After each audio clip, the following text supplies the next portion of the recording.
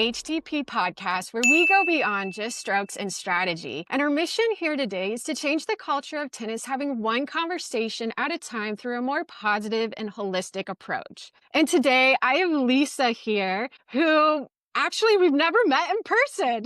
I am going to be learning and exploring with the audience today, as well as we get to learn more about you. For the tidbit that I do know, that obviously we connected through your husband, Kyle. And every time he was talking about you, I was just like, wow, we have a lot of similarities. We have a lot of similarities. Of course, we have our differences. I was just like, I need to get her on the podcast, want to hear about your, where you started in tennis, the hurdles you went through, and then of course, I definitely want to hear about what you're doing now with Love Serving Autism. I know nothing about that. I'm really excited to learn more about that with everyone else today as well. Lisa, please share all the good things. Thank you so much. Thank you for inviting me, Jira, on this podcast. It's truly an honor, and I would love to share my story. I'll talk a little bit about my tennis background and then a little about Love Serving Autism and how I eventually became the founder of that nonprofit organization. When I was 5 years old, I'd say, started tennis in Memphis, Tennessee. Okay. And so I was young, but it was sort of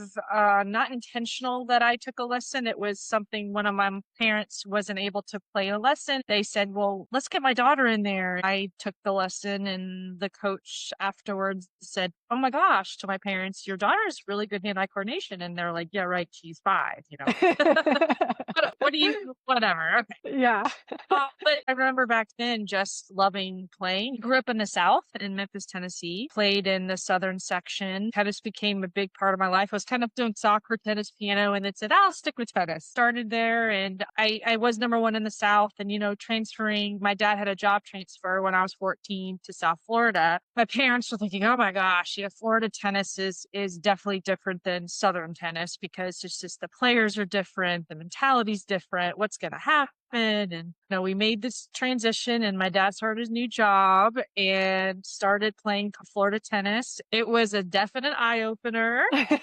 One of my very first tournaments in juniors in Florida, I was playing Mary Pierce and her father. And she's lovely, by the way. We're friends now. We reconnected. Cool. Back then, it was a very different mindset than in the South.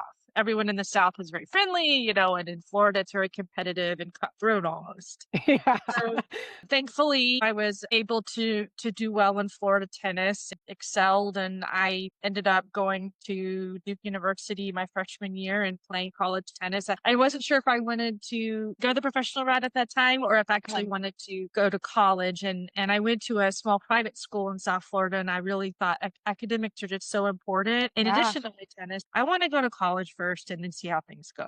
Okay. I did start off my freshman year at Duke University, and I was on the tennis team. We had a really strong team. I think we were maybe 4 in the country. It was a good team. Yeah. But it was a total eye-opener for me, living on campus out of my little protective tennis bubble. Honestly, enjoyed my freshman year at Duke, but I was missing home. Wanted to go back to Florida. So I told my parents, and they said, what? You want to transfer? What's going on here? And I said, well, I really miss being closer to family. And in Florida, that's where I grew up in tennis. And so I transferred to University of Florida. I think I have my Gator shirt on today. Nice. Yeah, my shirt on. So I did transfer to University of Florida, and Coach Andy Brandy was my coach. Okay. And he sat me down in his office and said, listen, Lisa, you do as I say on this team. He's not an easy coach. And I said, oh boy, this is going to be challenging. I was excited and formed great relationships with my peers at UF. My senior year, we did win NCAAs, and it was such a cool experience. Most of the teammates ended up going pro, including myself, who were graduating. I did struggle at the time with spinal stenosis in my back, and I had some herniated discs. Okay. I started to tour a little, and then I said, is this really for me? I was just questioning my purpose at the time. If you want me to be honest with you. So it was physical, but it was also deeper than that, yes, I've done tennis my whole life, but what else is out there? Yeah. And it's you have this gift, but what do you do with it? Totally. I understand. It had been so focused on me and me and me and performing that I thought, wow, wouldn't it be nice to do something else for a while? Separate from my physical injury, I was also had that mindset. And It was a little bit of a break I took after back surgery, and I thought, well, let me just reassess what I want to do with the tennis or coaching. And I ended up going to grad school. Okay. And where And was so that at? it was in Boca at FAU. Oh, So okay. I Yeah. I put my racket down, kind of changed identities completely for about 10 years and became a speech and language therapist. Wow. Can I ask you what pulled you in that direction for grad school? My degree was in linguistics, English Okay. linguistics and grammar and all that, which I love. I didn't really know what to do with it. At the time, I had a degree because I really thought I'm going to do tennis. This is my career path. It didn't really transfer very well. I had to take all the prerequisites anyway and get Oh, in a wow. so I basically had to start over. My mom had read about the degree and said, there's a program at FAU in Boca and it's about helping others communicate. I didn't know anything about it actually. When I started taking the courses, I realized how much I really liked it, found it fascinating. That's kind of how that began. Okay. Okay. Got it. That's amazing. I mean, I think just linguistics in itself is very fascinating. Start to like understand people and the words that they use. So I can't like imagine going to school just for that. I mean, I think that's really cool. And then now with what you're doing with Love Serving Autism, how does that play into now? Thank you for asking. I didn't realize I would start a nonprofit at that time. But I had volunteered for Acing Autism, which is a nonprofit based in California. And Okay. I said, listen, there's nothing in Florida for these children. Let's get something going. So I helped that organization expand into Florida at the time. Okay. And I became so passionate about tennis and autism that I realized, but what about the speech therapy? And what about occupational therapy? And how do I connect my classroom experience with the tennis? And at the time, that organization just was more focused on the tennis. And so I said, well, maybe I do need to start something small on my own and try to integrate the therapies with the tennis. And so I was working at a school called a public school for autism in a classroom. And I talked to the executive director and she's like, yes, you could start an after school tennis program here. Oh, The nonprofit began. It was really like an after school program. yeah. How cool. Yeah. And a lot of the same children who I treated in the classroom who were minimally verbal would go out and play tennis after school and they were talking and communicating. And I thought, wow, if only everyone could see this, Yeah. But at the time, I wasn't able to measure that. I was more testimonials and photos and videos, but it's like, how do you measure that level of impact? Yeah. So that's something that I've been really working on with Love Serving Autism is trying to measure the qualitative benefits of not just the numbers of children we're serving, but like efficiency and the effectiveness of the actual therapeutic program. Cool. That's amazing. Thank you. So Yeah. that was in 2017, and now we're in like 2025. So we just finished 8 years of the nonprofit. Congratulations. That's amazing.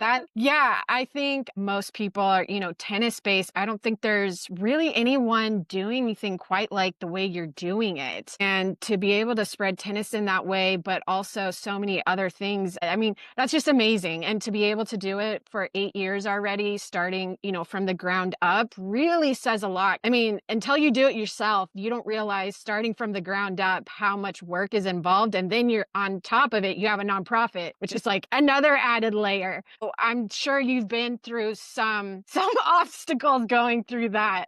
A lot of obstacles, a lot of tough days. You're thinking, okay, I'm in this. Well, first I was working full time as a speech therapist plus running the nonprofit. And then it started to grow and I had to make a choice of how do I work 8 hours in the classroom and then come home and run a nonprofit. And I just knew that I had to take a leap of faith. So I stepped out and left my job, which was my career to Yeah. everyone, even my family, everyone thought, what's going on here? But I just knew eventually it had an opportunity to develop and grow as a business. The obstacles, they started coming pretty quickly as far as, okay, now you don't have a job. Now where's your income coming? How are you going to fundraise? Or how do you ask for help? Which I'm still struggling with. How do you ask for support when you run a 501c3? And how do you build a team? How do you manage a board of directors? And it's Yeah. just a lot of tough days.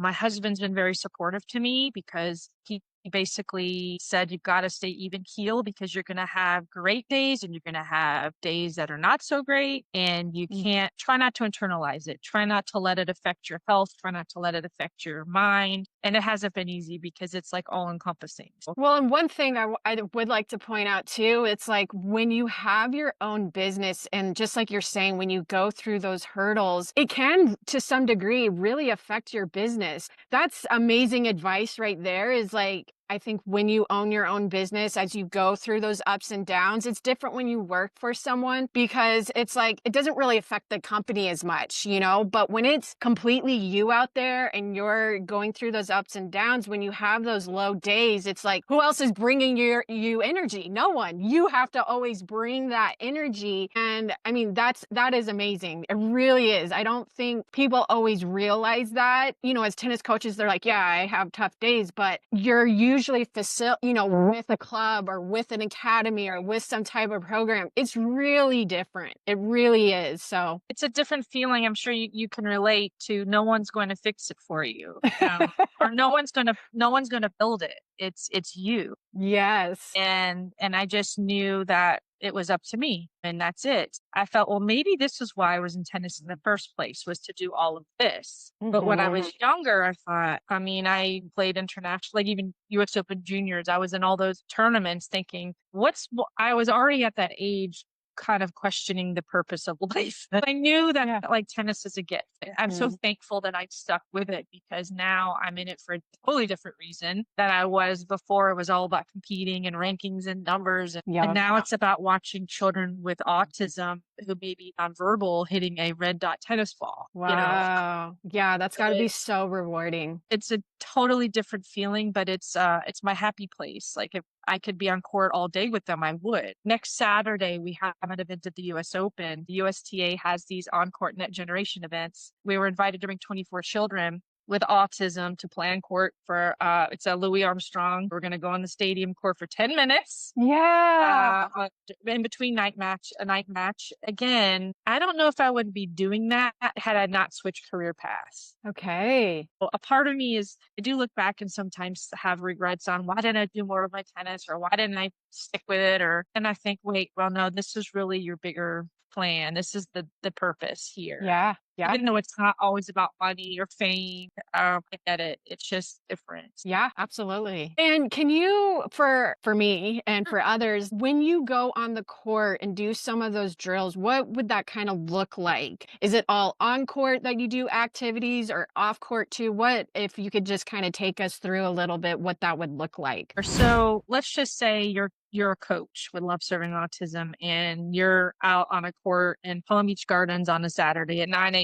And you probably would be greeted by families coming in, up to 10 participants with autism or some type of developmental disability. High school volunteers come out on court. We have therapists come on court. And you're basically doing the same lesson plan. It's very repetitive. So it's a 1 hour class once a week and it's on court. And we follow a visual schedule. With visual schedule, this has picture symbols that represent activities. So we have a banner that has a visual schedule and we follow the same routine week after week to provide that consistency for them. Mm-hmm. Once they master, I'd say, the hand-eye coordination, tossing, catching, stationary volleys, all the bounce hit forehands, backhands, then we move into orange ball. But some of them take years to graduate from red to orange ball, if they do. And those who do, it's nice to see, okay, now they're starting to rally. And we've seen athletes or participants start in red ball, and now they're playing yellow ball on a full Wow. I'm helping organize a Florida qualifier for UST National Adaptive Championships, and it's unified doubles. One of our yellow ball players is able to participate in that with a unified doubles partner. Never know who can progress through that. And we have an online coaching certification now that my husband helped design. We just launched this year. Wow. So coaches, therapists, and volunteers can access courses now and learn how to lead a class or how to get involved before you even step on a court, because it can be overwhelming. It can be, say there's 10 children, half are verbal, half aren't. Some have good motor coordination skills, some don't. I think once coaches get the hang of it, then they know how to differentiate the instruction and kind of keep everything moving. But at first it can be a lot. Yeah, I'm sure. Wow, that is amazing. Just giving those opportunities for kids that they would never otherwise have a chance to do. I can't emphasize recognize enough, like what you're doing is really like ahead of the game. I'm Really. trying. Yeah. Sometimes I feel ahead at times. I know the USTA is now starting to become more inclusive, which is amazing. Yeah. I think RSPA, PTR, we're really all starting to like kind of see, it's not there yet. But not if I could tell you some statistics, 1 in 6 children have a developmental delay in the United States. Coach on court for every 6 children, one has some type of delay. So coaches need to know some of this information. And then Yeah. 1 in 31 children are diagnosed with autism by the age of 8 US. So, and that's probably going to change. That was as of 2025.